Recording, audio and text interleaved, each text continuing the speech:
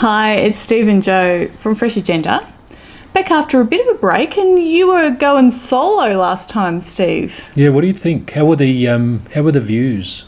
They were okay. I noticed it was nearly twice as long as every other video that we've done together. Yeah, because you weren't here to just rein me in. So today it's not going to happen like that. And hopefully with you here we'll get more views. Yeah, we'll see.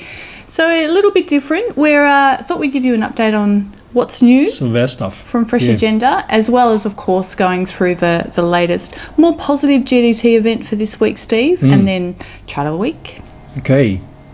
So a bit of news about our main software platform, because we're breaking out a tools component to bring some things to the surface. So the DTS is a bit of a mothership. You know, it's massive stuff. You know, massive things in there. So we're breaking out some things which are more decision-making focused. A range of things across a number of insights on risk management, demand and supply. So it's called DTS Tools. That's going to be available to subscribers and to people who don't need that big. Yes, don't need quite as intensive a dive into global dairy markets. So that's new, and we will be talking about that in a new, exciting series of videos called The Fundamentals, which the first will be coming soon, so watch out for that. Yes, on the Freshagenda channel. All right. So GDT 315. Yeah, and a positive event, up 4.9%. Yeah. After 6 negative events, so... a welcome relief, but was it the Chinese buyers, the long-awaited Chinese buyers, that made the difference? The return on whole milk powder? No. No. They did put in a reasonable effort in skim milk powder and in butter, but whole milk powder, no. It was actually one of the worst showings we'd seen for some time. So, you know, with that small intro, we can cut into some of the detail. In the background to this, we had a bit of a drift in skim milk powder. Sure. And, you know, the result here, it did the same. Yeah. So it didn't go anywhere. That AMF result is very strong with a bit of strength in fat markets. Yeah, that's right. AMF simply rebounded where it was 2 events ago. So we gone a little bit above that, about $150 above where it was on average. And butter, a little stronger. Butter had several events where it fell. It's gone back up. It steadied last time, gone ahead 3% this time, so that's encouraging. But we're still reeling. We're still well down from where we were at the peak. We sure are. A few things just in terms of demand. So demand was quite good, and skim milk powder looks a bit weaker there, but it started well. Started below average and actually finished well. Whole milk powder was very strong at the beginning. Yeah. And sustained for 16 rounds. So quite a good event. We'll go to skim, and it was probably this, it didn't start all that much higher than previously. The effect, though, it lasted, and therefore we had a small price increase. Yeah. The interesting thing about fats, they were both a lot stronger, but they've both been really weak. Yes. So value buying has been had. Probably is still a bit out there, so that's probably the best way to take that. Nothing really interesting in the detail. We've simply rebounded. But the highlights are, as I said, China did not come forward. They've actually bought one of the lowest. I had to go back and look at. We had a pretty low event at the start of the season, the first event. This one, better than that, but you got to go a long way to find a series where you had, something that low. Yes.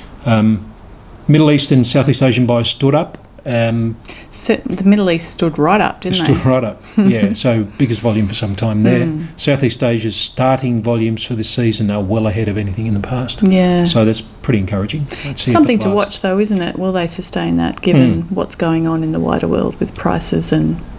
Yeah, and inflation in those countries is still rising at the moment. In skim milk powder, similar story. Southeast Asia did most of the lifting. But the Chinese demand is encouraging there too. It is rebuilding. It's better than last year this time. So we are seeing that on the way back, and we'll talk more about that shortly. While there's a lot of details, I thought we'd focus on this one because this was quite a big turnaround. The spot value of the result of this event lifted more than $1 Kiwi. Half of that was $1.10. Half of that came from a 3-cent fall in their dollar since the last event because the US dollar is surging. So that's added in quite a bit to value of milk.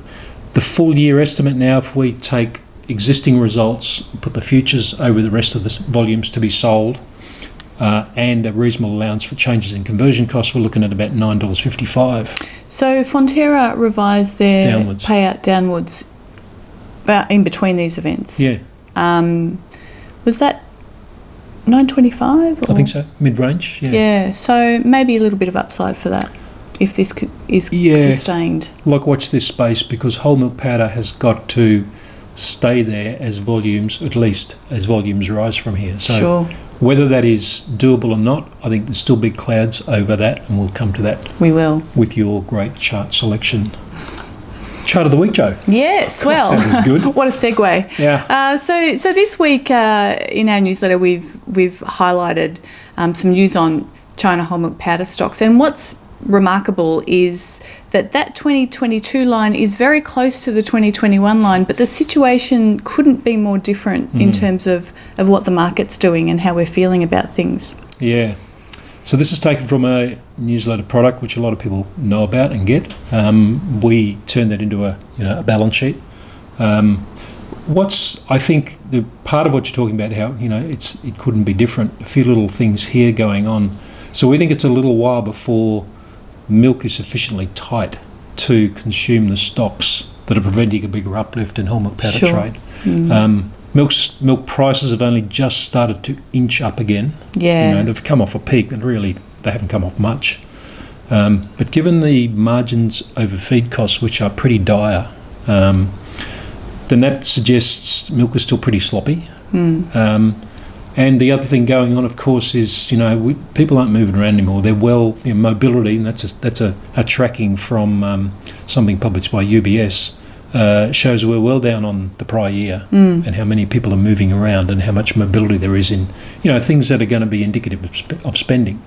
And this week, more lockdowns coming back. So that's just like rolling blackouts. These are rolling lockdowns. It's going to continue, and that black line's probably going to keep going flat. So surely someone's going to beat Melbourne for the most lockdown city the way China's going. Oh well, they're on track. Yeah, they've got it. Someone has to. Good, right. Wouldn't wish it on anyone. Just looking at skim milk powder, where we had a little bit brighter news on GDT, and that's why. And we've got a reasonably tight situation. We have bought big last year.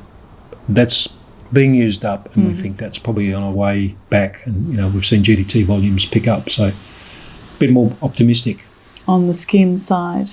Time to wrap it up. Let's wrap it up there. And we'll be back in another couple of weeks with more news from Freshagenda, and watch out for the new fundamentals video series. Goodbye. Bye.